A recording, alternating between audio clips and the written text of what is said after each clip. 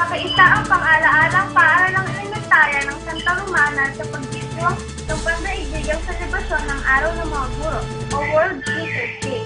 Ito ay sinagawa noong 5 ng Oktubre, taong kasalukuyan sa ganap na ikasampu ng umaga. Ang maikling programa sa isang panalangin para sa mga guro na ginampanan ng mga piling nag-aaral mula sa iba't ibang bansa. Sinundan ito ng isang mensahe na ipinagkaloob ng punong guro na si Ginang Estrelita D. Quiaso. Sa mga doktor ay nagpapagaling ng may sakit, ang mga guro naman ay nagbibigay ng lunas sa mga kaisipan ng mga kapatayan. Dapat bigyan natin anak ng pagpapahalaga ang lahat ng ginagawa ng mga guro para sa atin.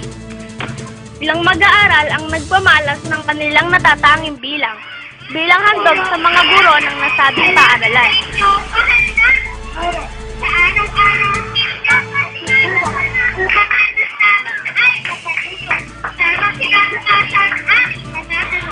Masaya namang tinanggap ng mga guro ang mga munting regalo ng kanilang mga mag-aaral na tanda ng pasasalamat sa kanilang tungkuling ginagampanan para sa kinabukasan ng mga kabataan.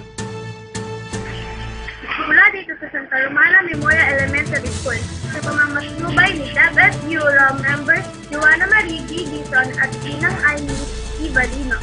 Ito po si Katina May Sigapak para nag-uulat para sa DepEd RDWJJ at Desisyon.